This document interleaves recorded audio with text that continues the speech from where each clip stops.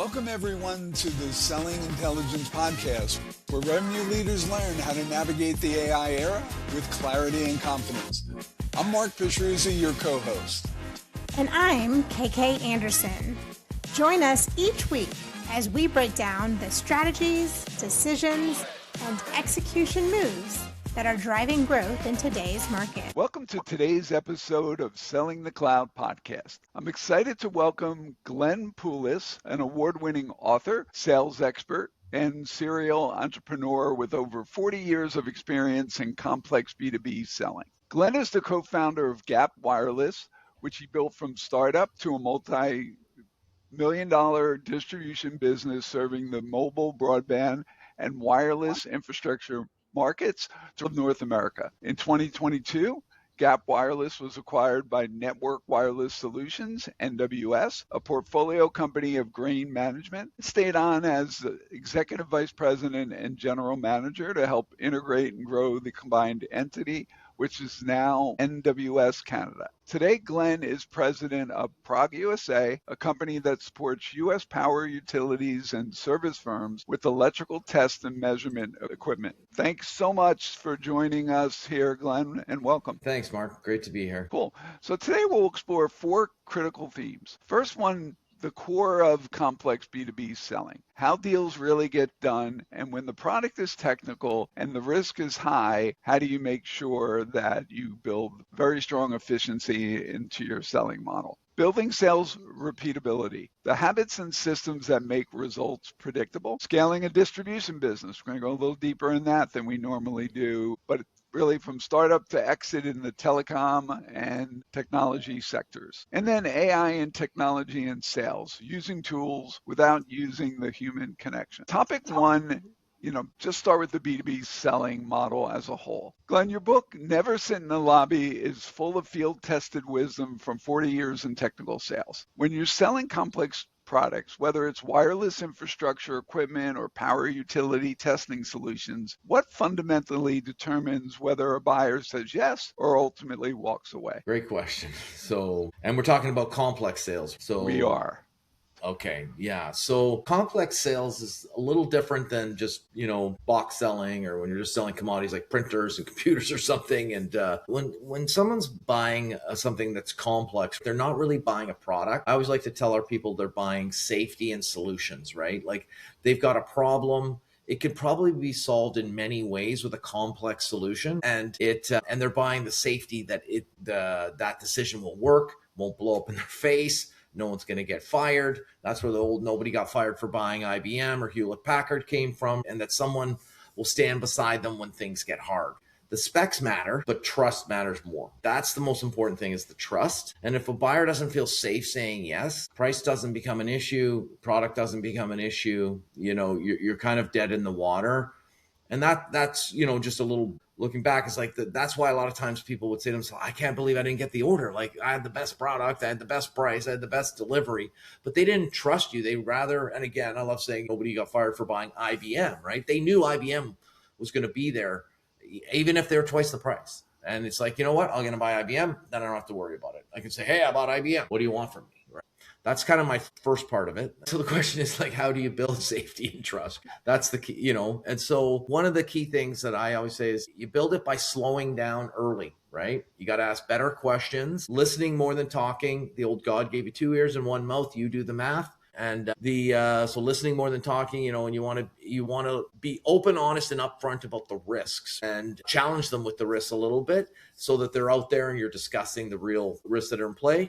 And when the buyer, we're trying to establish rapport to the point where the buyer feels you're helping them and not pushing them to buy, right? And so that's one aspect of it. And some of the biggest mistakes people make are pushing price too early, trying to dive into specs for bigger, faster, wider, deeper, 20% cheaper, all those kind of salesman kind of things, and pitching before understanding. And So in a complex sale where it could go on for 6 to 9 months and there's lots of dollars at stake, as we were just discussing, what are some tricks or are ways that you teach or talk about building consensus as you go through the sales process? As new people are added on into the conversation, complexities increase, everyone's got a different opinion. Like, what are some ways that you build consensus, if you will?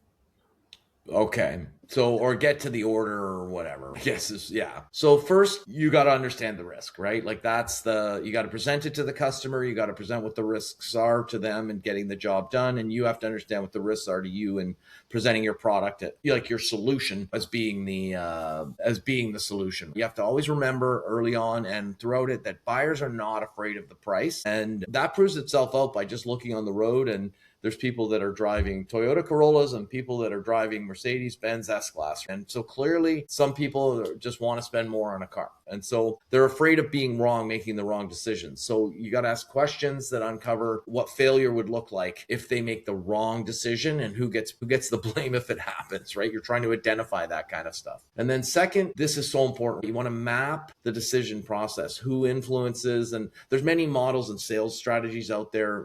I don't teach these, but like the challenger model and what have you, where you're identifying the technical buyer, the, financial influencer, the key decision maker, and what have you. But you need to know, especially the way I explain it to people is you have to look at the dollar value of the solution that you're selling. Maybe it's 50K, 500K, 5 million, 50 million. You have to say, in the company that I'm selling it to, who's signing that check? Who's signing the PO, the authorization, the final? Where does the buck stop? Because if you're selling something that might be, let's say, 250K and it's a $5 million company, it's probably the owner that's signing it, right?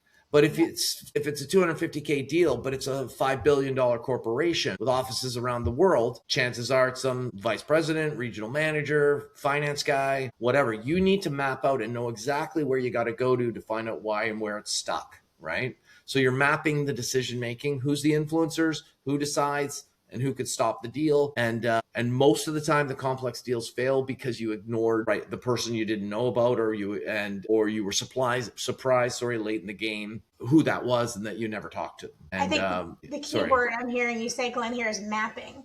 And we are huge fans of the idea of a mutual action plan or map. Nice. Yeah. And good. so, yeah. and what's great about that is that not only are you mapping out the strategy of what's going to happen over the next 6 to 9 months and who needs to be involved and who can say yes and who's going on vacation when, so you're not shocked at the end of the quarter when you're not getting a signature because the signer is in Barbados. But the trick, I would think, is, and I believe, is making sure that it's mutual.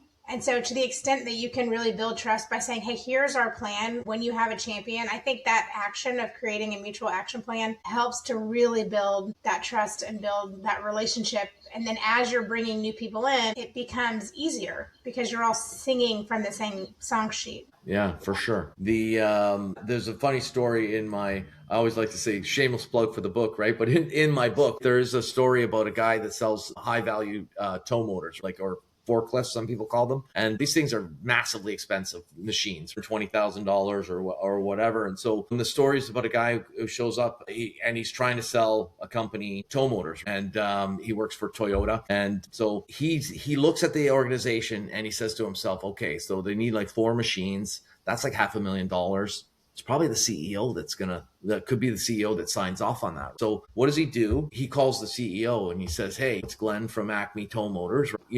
We want to show you these tow motors. We know you're using Kawasaki, but we'd love to get these in for a trial or whatever. And the guy said, what are you talking about, Glenn? I says, I don't get involved with tow motors. The vice president of warehousing is responsible for all that stuff. That's Jack. I'm like, oh, right. Okay. Yeah, fine. No problem. Let me give Jack a call. So call Jack. Jack, it's Glenn. I was just on the phone with the CEO. He told me I really needed to get your attention. We got these tow motors, right? We know you're looking at a few, know you're a Kawasaki user. We want to show you the Toyotas. He says, Glenn, stop wasting my time. He says, I don't get involved in that stuff. I've got a director of warehousing. That's Bob, right? Why are you wasting my time? Bob, I've been on the phone all day with the CEO, the vice president. They told me if I don't get these machines in front of you, lickety split, he's going to have my head. And he's like, Glenn, come on. I'm a director. I don't have time to look at tow motors. You got to talk to the warehouse manager. That's Jack. So call Jack. Yeah, of course, Jack refers you to the shop steward or whatever, the floor manager or whatever. And before you know it, you're bringing in the tow motors. You say, look, I've been on the phone with the CEO, the vice president, the director, the manager, the foreman, and now, here they are. So then you bring the machines to the work. The whole idea behind that story is that at any point you can call anyone in the stack and figure out where the deal's stuck. And one of the things I always like to do, and again, this is a metaphor, right? But it's very valuable, and I've used it my whole life, is you call the CEO and you say, look, I know you don't get involved in this stuff, but I know you're putting $500,000 of machines on the floor. I got my machine down here, and we're doing circles around Kawasaki now.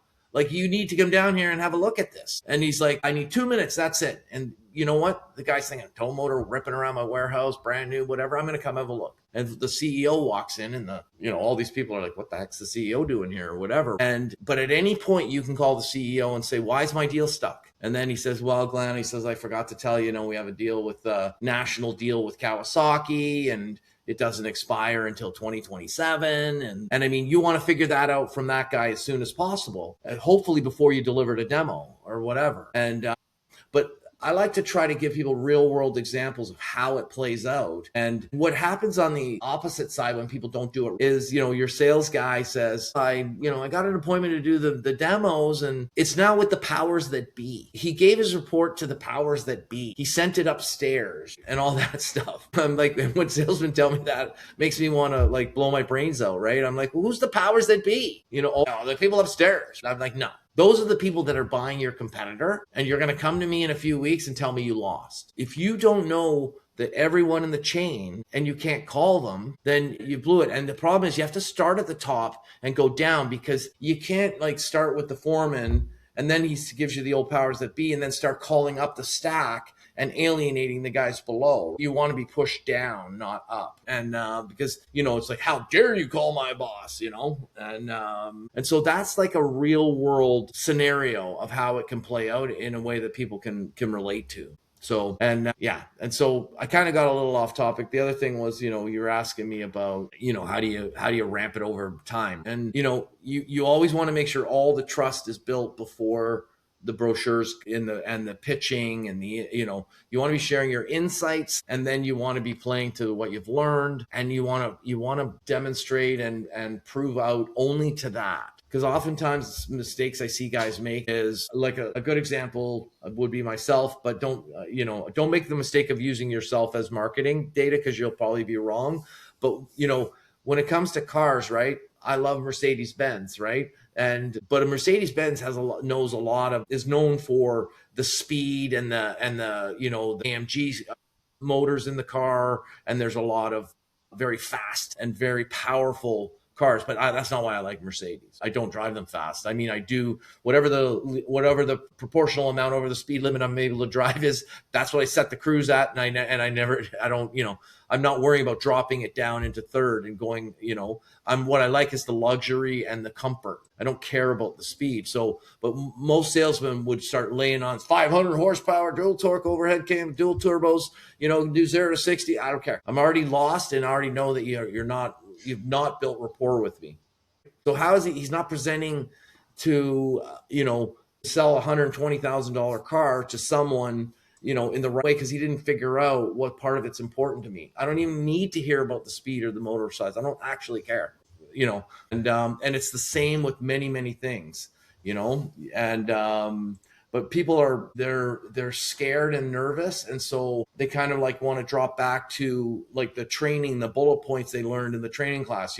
We do this, we do this, we do this, we do this. Whereas you want to be stopping, talking, and start listening. What is it you need to do with these? Why am I here? What is your biggest problem you're trying to solve? Is it quality, throughput, timing, speed, power, accuracy, resolution, whatever, So sorry, I rambled. It makes perfect sense. I said it. It really does. And this kind of is the perfect bridge into our second topic, which is around building sales repeatability, right? And the habits. You talk a lot about habits. As a matter of fact, on LinkedIn, I reposted one of your posts this morning around the habits and the systems that make results predictable. And so in your book, you outline 57 winning sales factors, and that's a lot of variables. Yeah. And so when leaders hear that, their first reaction is probably something along the lines of how do I make 57 factors repeatable? So if you had to distill it down, I'd love to. Are there 3 to 5 Yeah. that are the Yeah, most? sure. Yeah. Yeah. Yeah. And just to touch on the 57 and the number, and I mean, obviously I'm not going to run off 57 of anything, Yeah. on the show, but these are factors that cover the whole litany of things you have to do during the day and throughout your career in order to be successful running the business and in sales. Right. And so it's selling. And so it's how to get, act, and stay in front of your customers and be a pleasure to do business with always. And yet you have to be a pleasure to do business with, because most big customers are repeat customers. And so it's not a one and done. It's not like, oh, you can be cranky with them and get the deal and then you're good because you got the deal. Because all the customers I work with, they're 20-year investments of time. They buy for me forever, right? And the company Gap Wireless, I started in 2007, and the first call I made, was a lady named Arifa, and I was still making calls to Arifa the day I left. 20 years later, 18 years later, right? So, and then another insight into the 57 is these are rules that I always follow. I don't break my own rules.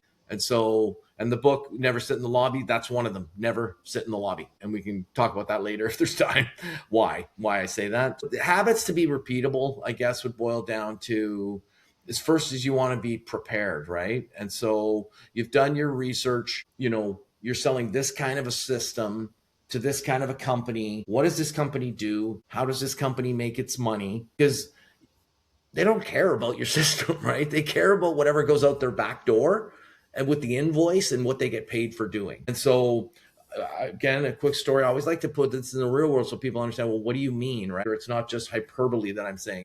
Xerox, right? You're calling on Xerox, right? Xerox makes photocopiers. And so I need to figure out about, how they can make better photocopiers. No, that's actually not what they do. They're a bank. They're a finance company. They make all their money, on either one, leasing you a machine, or two, selling you cost per page. They don't come and tell you that photocopier is 40 grand. They tell you it's 4 cents a page, 8 cents a page, 9 cents a page, minimum 1,000 pages per month, And so you need to understand how the company makes money. So you want to be prepared, and you want to keep and always be prepared. Second thing in the repeatability stack is, discipline follow-up. And so this is where people get scared, lazy. They're just averse to it. And so often you say to him, like, did you follow up? And he's like, oh yeah, I called him. And, okay. Did you call him? Yeah. Okay. Did he answer? No. I left a voicemail. Okay. What'd you say on the voicemail? And, maybe he says it. And again, there's rules on leaving voicemails in the book, and then I'm like, okay, well then what'd you do? He says, well, I sent him an email. Oh, okay. Okay. Did he reply back? And no, he didn't reply back. And so I'm like, okay, so let me get this right. So you emailed the guy, didn't reply. So you called him, left a voicemail. He never phoned you back. And so basically you never talked to the guy, right? Kind of thing. But you have to be able to figure out ways and means to be able to follow up and stay on top of it. And what ends up happening is you call him, he doesn't answer. So you send him an email and then you say, follow up Monday. Monday comes, you had a fight with your spouse. You're not in a good mood. You didn't get enough coffee. You don't really feel like making the call. You snooze it to the next day. And then the next day you have meetings. You're like, oh, I didn't do the call. Damn. Snooze it to the following Monday. Now you're 2 weeks away. That's not discipline. It's avoidance. And it happens like 1,000 times over every week with 1,000 salespeople. And so you want to be disciplined and whatever that means. And, and the deals are always won after the meeting.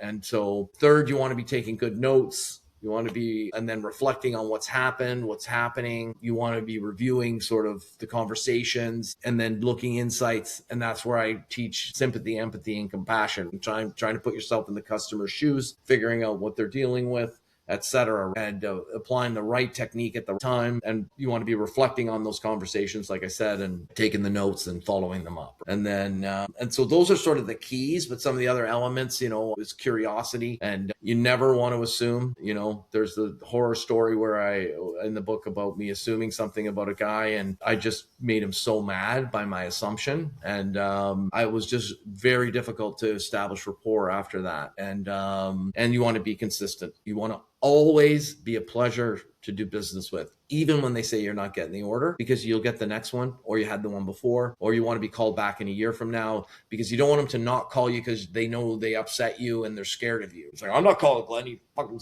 pardon my language, he snapped the last time we couldn't buy from him because of a minor issue and, a technical anomaly or whatever. So that's how I that's how I build repeatability. Perfect. Good. Well, those are some good thoughts and ideas. So Glenn, you built multiple companies and have hired and managed dozens, maybe even hundreds of salespeople over the years. When you're trying to scale a sales organization, when you're trying to bring these principles into a team, how do you transfer what's in your head and in your book to the team? How do you make your process, more easily teachable? So, well, how do I transfer it? I mean, you have to break it up into the behavior that you want and not just the talent. So, repeatable behaviors create talent of itself. That's why when you look at the sports people and all that, they're always doing the basics, right? It's like, wow, they're like NFL players. Why do they have to keep doing that same thing with the running with the legs and the tires? And because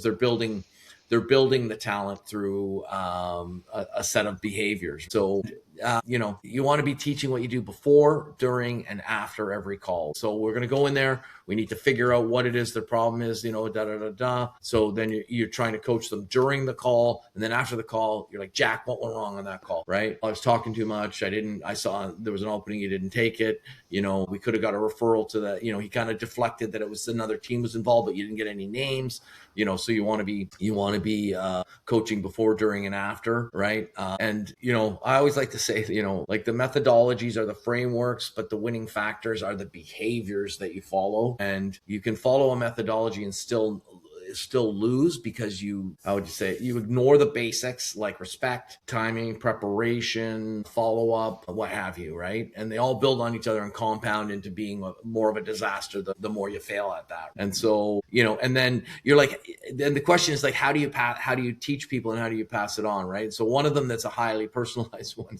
it's from the book, right? It's my philosophy of greed-based learning. Right. And again, I hope I'm not going on too far if I'm spending too much time on each one of these topics, but greed-based learning is the key to how I've sold technical products for 40 years. Right. And I realized it, a long time ago, and I allow it to work in my day-to-day, behaviors, right? So what greed-based learning is that, and again, I use an analogy. I love to use buying car analogies because everyone has a car. And so, like I told you earlier, I don't care about the horsepowers and stuff on cars or whatever, right? And I don't even actually care. I just want to be comfortable in a nice car and whatever with the gadgets and the cruise and all that. But and so I don't really know a lot about cars where other guys know every spec off the top of their head. But every 4 years, I get a new car or something like that, right? Well, you can bet for that very small snippet of time. And for me, I'm probably going to be looking at, Mercedes, BMW, Volvo, something like that, right? And you think I can't go home and talk to my spouse and spout off every spec of those cars that I'm looking at off the top of my head with little need for memory, right?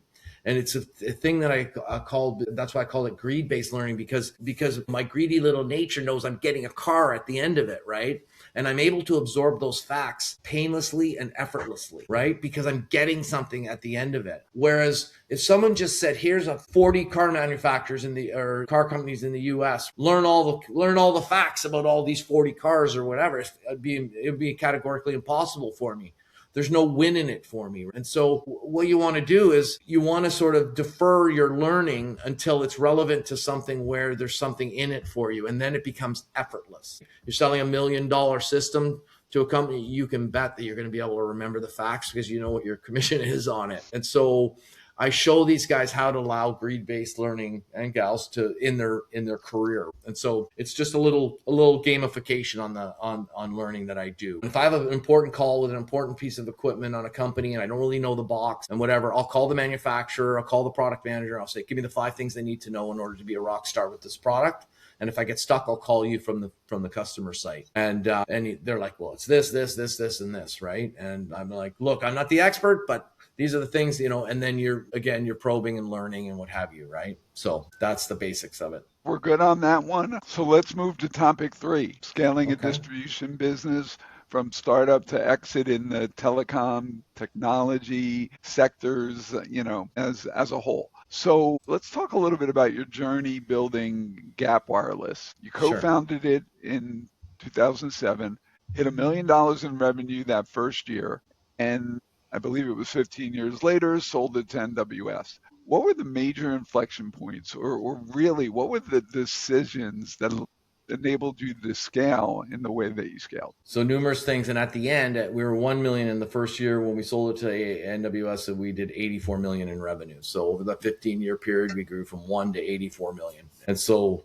and again, we were a small company, right? So, I mean, it was, and when we exited, there were 44 people, right? So, it was pretty good growth, right? So, in a distribution company, or I've been into the distribution my whole life, so I really can't comment much on any other kind of company because I've never really experienced them, right? But, the first thing is always focusing on the relationships before the transactions, right? So that no need to really beat that to death. The people piece is very important. The relationships with the customers, the employees, and the suppliers is critical.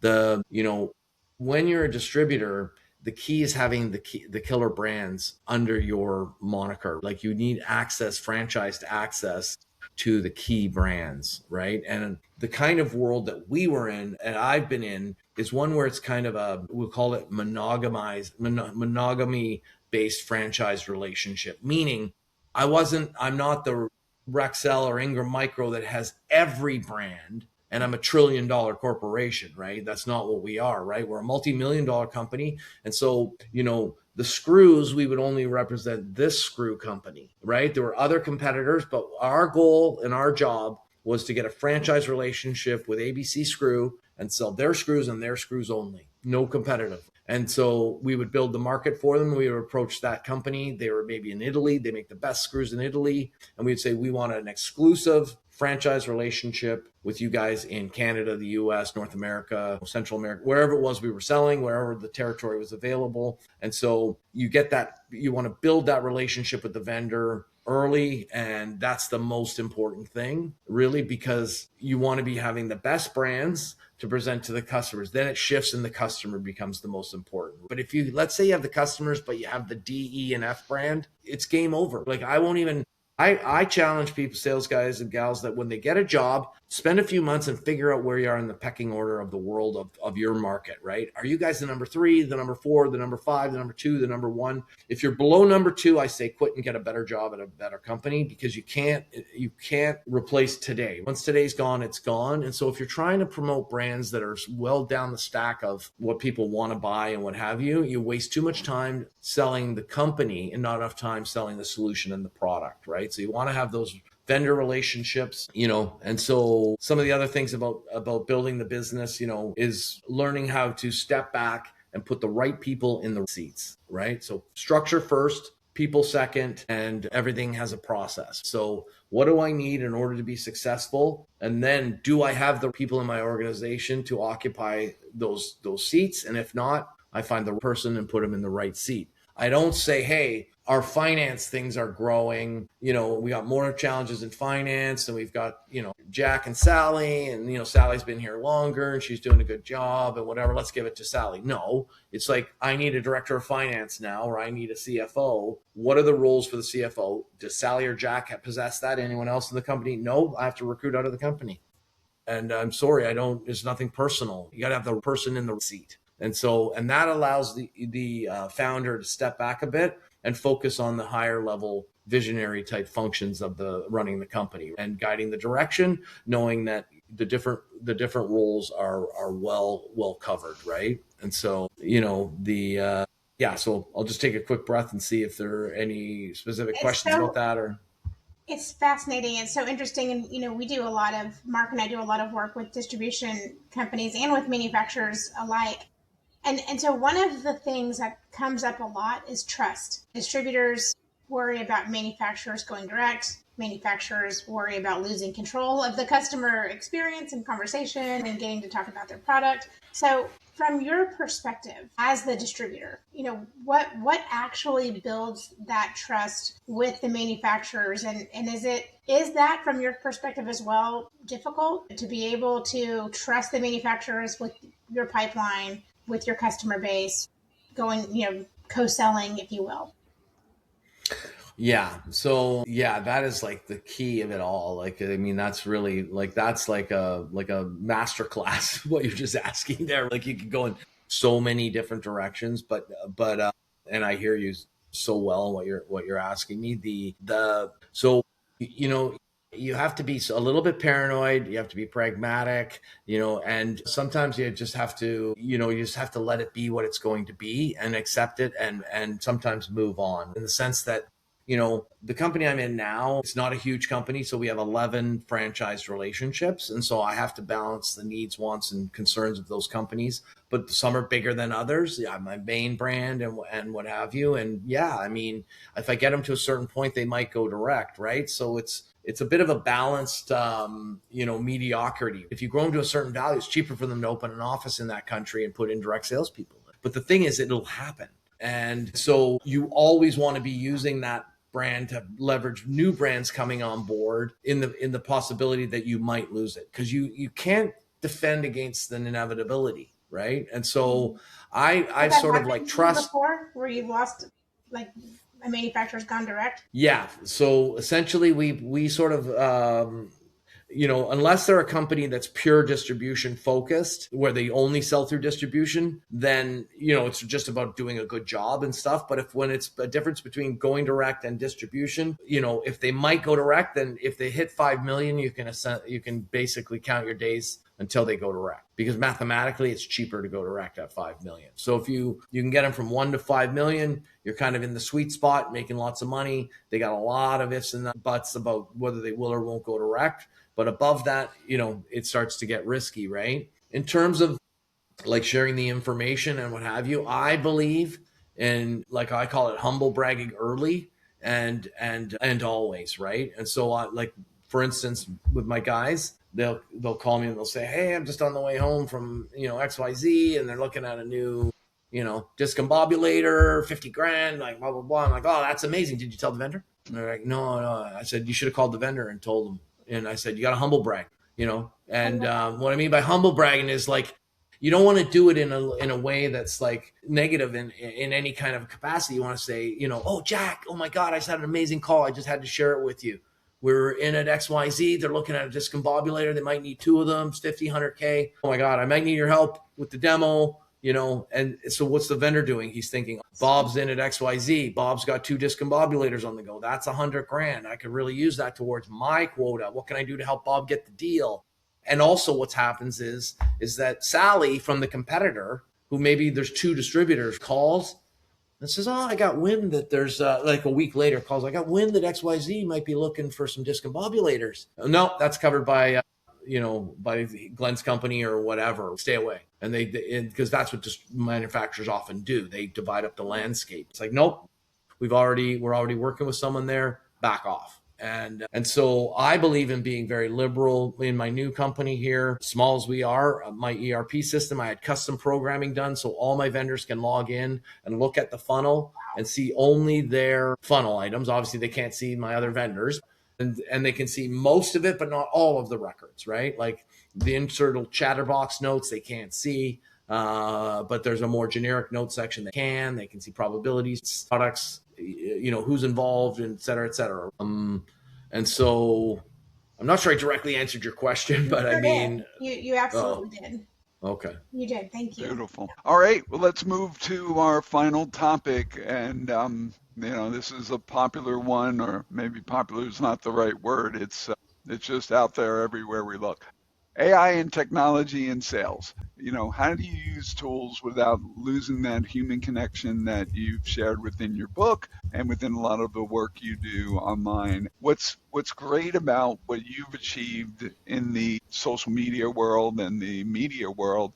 You're a LinkedIn top voice. Your focus in a lot of what you do today, you describe yourself as an AI and sales growth expert. But after spending 40 years building relationships, mostly face-to-face and mostly over the phone, how are you thinking about AI's role in sales with all this new capability we all have? Okay, so and of course, this is my opinion, obviously. And so some people might argue, or they tout it for different, there's so many things on social media now about using AI, and I'm like, yeah, no, I don't think so. But so I think of AI, and I want to use AI to remove friction and not replace the connection, right? And so I treat it like a strong assistant in every department, right? finance, marketing, operations, sales, legal. And so it can help you with research, with prep, with summaries, with drafts, with ideas, but not to replace it. Like, for instance, I know I didn't try this, but I mean, we have, in my organization, we have like BDRs, and they're actually in the Philippines, and they phone customers and they try to get new names onto our list. And do you use the stuff that Prod sells? Yes or no, blah, blah, blah, whatever. Then they pass to our inside guys who try to massage it, any opportunities. Then it goes to the outside people. There's literally no way that could be done by AI, because maybe in a few years it might be able to, but not right now. Because I mean, the stuff we're selling is to like super geeky guys that drive pickup trucks and climb towers with 500 kilovolts on it. And it's just there's no way you can have a meaningful conversation. It's very, very specific. So it can assist you, but it can't replace, right? We don't get appointment setting or anything like that. So it's like building a deck. You can screw the screws into the deck with a hand by a screwdriver, or you can get a power drill. I mean, you're still building the deck. It's still your design and whatever. The other area, for instance, you want to do some social media posts. It's like, okay, well, this week's topic is on this, or this month's topic is on that. I mean, if I say to myself, Glenn, give me 30 ideas that I can talk about this month on sales growth or on funnel management. I mean, I could come up with 2. If I need to come up with 30, I would take a month. But AI can give me the 30 in a few seconds. And it doesn't, and you could even say write all 30 posts for me. And I mean, people would all unfollow me if I just posted those. You have to then like humanize it, right? You have to like socialize it. And so the research and prep part is amazing. But also the other areas, like any new contracts, we drop into a legal element, and it looks at all the points, insurance and terms and termination and liability, and it says, look at this point, this point's a one way, it's not a two-way clause, et cetera, and I mean, I don't really want to read 80-page documents, and so it helps with that. And also I'm not a strong financial accounting guy, right? Like, I mean, I have generic knowledge, but I'm not a CFO. And so you can put your financials for this year and last year and your cash flow state and everything. And you can say, can you give me some advice on, and it comes up with amazing insights into it that you'd have to hire a $250,000 CFO to give you, right? And nor do you need them full time, but you can still get the value. And so it's an amazing assistant, and that's the way we're using it, and we've gotten incredible value out of it. And so I love that analogy.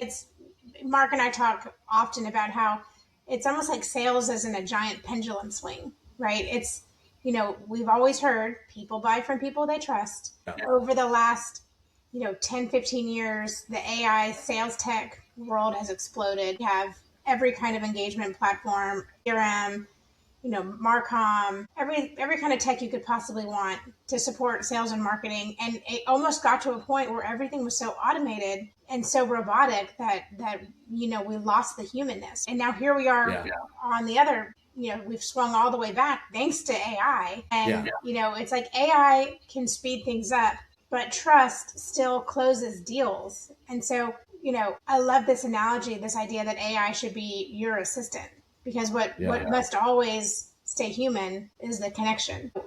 I've quoted him before, but Rory Vaden, who runs Brand Builders Group, he always says that your humanness is now your greatest uniqueness. That's awesome. That's awesome. Yeah. Yeah. I saw an interesting spec this morning and it really resonated with me, is that YouTube now is spending the most of its time filtering out all the AI clips, and I'm like, oh, really? And then it went on to say, like, you're probably still seeing a ton of them, but you have no idea how many they're filtering out of the babies in danger, you know what I mean? And all the baby dancing and there's obviously the AI stuff where like people lying with tigers and bears and things, and it's all AI generated, and it's just polluting YouTube to the point where they're seeing some of their core user base like log off because there's no longer a value. It's just like, this is all AI. I'm not getting anything from it. It's not even real. Like, I don't want to be a part of it, right? So YouTube's like addressing that as much as they can. But you, the individual, can use AI to create an amazing content that isn't babies dancing on gorillas or whatever, and get a lot of value out of it. But it has to be human. And it's super powerful. I couldn't agree more. All right. Well, we're coming towards the end here, and we're moving Okay. to the area that KK and I love the most, and that's some of the rapid fire questions that we do with every guest. They're all almost always the same or very close to the others. So, first one, what was the first product or service you have ever sold? So the first product that I sold was probably when I was 9. I got a job in my parents' motel. We lived in a motel, which our house was attached to the motel, and I sold rooms to strangers coming in off the street that needed a place to sleep. My second job as a teenager was I worked in a jewelry store selling jewelry and stuff like that. Natural born salesman. I Yeah, guess so. and you know what, Glenn? That brings me and makes me think of the show Schitt's Creek. So if you haven't So seen yeah, that, so exactly, the motel was exactly like Schitt's Creek, except our house was at the end, not in the middle. But that's where that was my life growing up, was living at Schitt's Creek. Absolutely. that's fun. That's fun. Yeah. That is awesome. Yeah. Okay, what is the biggest mistake you've made in your career, and what did you learn from it? So, well, the biggest mistake I made in my career was I sold my first company on an all stock deal. And before I had a chance to sell the stock as an insider, the company went bankrupt. And I lost millions of dollars and gave them my company for free. So I realized that when you sell your business, you need a mostly cash deal. So Wow.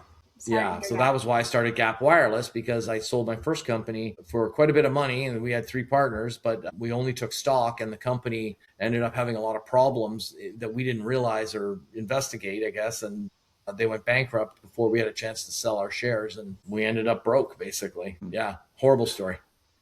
Yeah, Sounds but like you I'm redeemed sure yourself. it was I'm sure it was the baseline of all your success afterwards. Right, yeah. Cool.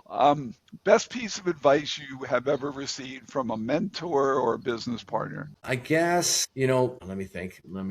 Well, you got to learn the skills. You want to learn how to follow up. You want to do research and rapport and whatever. The tools evolve over time, but the base skills stay the same. You need to be good at the basics, right? Yeah. Yeah.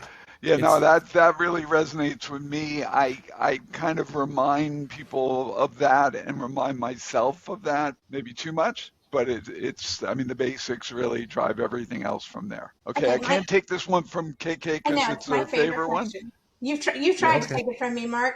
I'm getting it in there. Okay, Glenn, advice you would give your 21-year-old self. So the advice I would give my 21-year-old self is that my favorite saying is you only get forever to make another impression, right? And my 21-year-old self would say, no, mom said, you got to make a good first impression.